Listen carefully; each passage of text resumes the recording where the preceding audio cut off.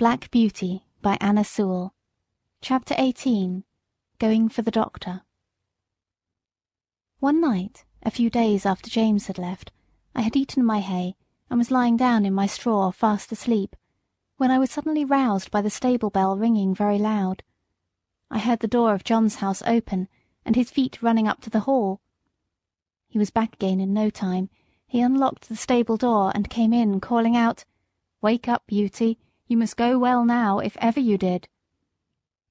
And almost before I could think, he had got the saddle on my back and the bridle on my head. He just ran round for his coat, and then took me at a quick trot up to the hall door. The squire stood there with a lamp in his hand. "Now, John," he said, "ride for your life, that is, for your mistress's life. There is not a moment to lose. Give this note to Dr. White, give your horse a rest at the inn, and be back as soon as you can." John said, "Yes, sir," and was on my back in a minute. The gardener who lived at the lodge had heard the bell ring, and was ready with the gate open, and away we went through the park and through the village, and down the hill till we came to the toll gate. John called very loud and thumped upon the door. The man was soon out and flung open the gate. "Now," said John, "do you keep the gate open for the doctor. Here's the money." And off he went again. There was before us a long piece of level road by the riverside. John said to me, "Now, Beauty, do your best." And so I did. I wanted no whip nor spur, and for 2 miles I galloped as fast as I could lay my feet to the ground. I don't believe that my old grandfather, who won the race at Newmarket, could have gone faster. When we came to the bridge, John pulled me up a little and patted my neck. "Well done, Beauty. Good old fellow," he said. He would have let me go slower, but my spirit was up, and I was off again as fast as before. The air was frosty, the moon was bright, it was very pleasant. We came through a village, then through a dark wood, then uphill, then downhill, till after 8 miles' run we came to the town, through the streets and into the market-place. It was all quite still except the clatter of my feet on the stones. Everybody was asleep. The church clock struck 3 as we drew up at Dr. White's door. John rang the bell twice, and then knocked at the door like thunder. A window was thrown up, and Dr. White, in his nightcap, put his head out and said, "What do you want?" "Mrs. Gordon is very ill, sir. Master wants you to go at once. He thinks she will die if you cannot get there. Here is a note." "Wait," he said, "I will come." He shut the window and was soon at the door. "The worst of it is," he said, "that my horse has been out all day and is quite done up. My son has just been sent for, and he has taken the other.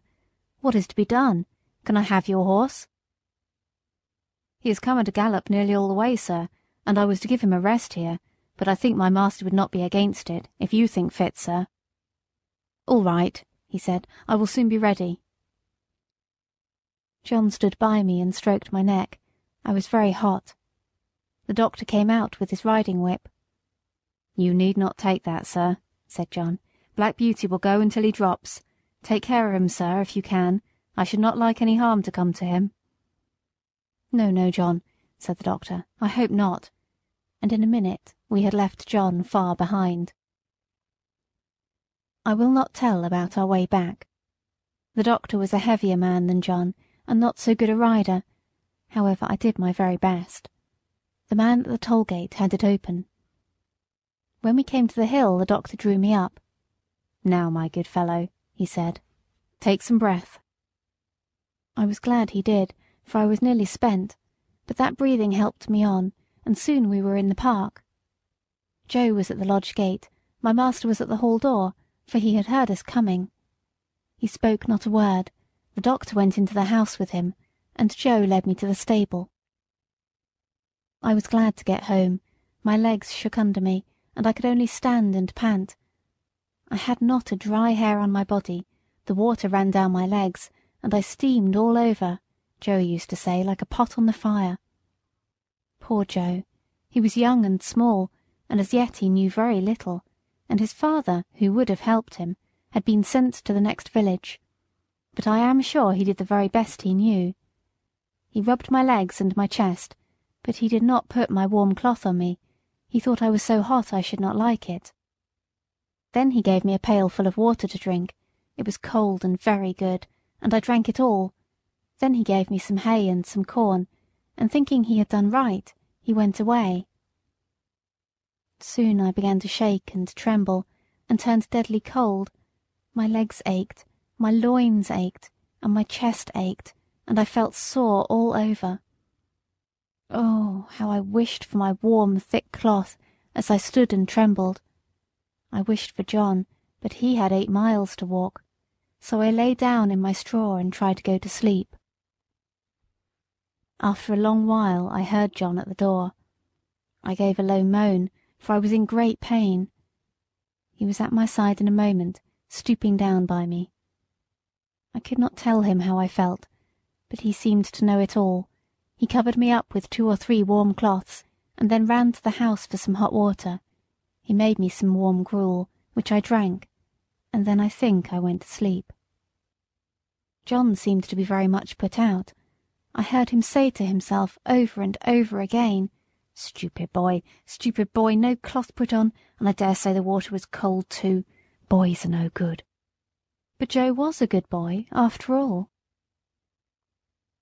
I was now very ill. A strong inflammation had attacked my lungs, and I could not draw my breath without pain. John nursed me night and day. He would get up 2 or 3 times in the night to come to me. My master, too, often came to see me. "My poor Beauty," he said one day. "My good horse, you saved your mistress's life, Beauty. Yes, you saved her life."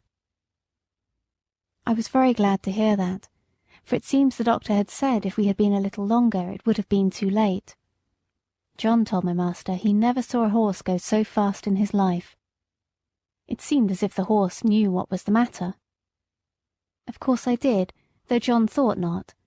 At least I knew as much as this, that John and I must go at the top of our speed, and that it was for the sake of the mistress. End of chapter 18.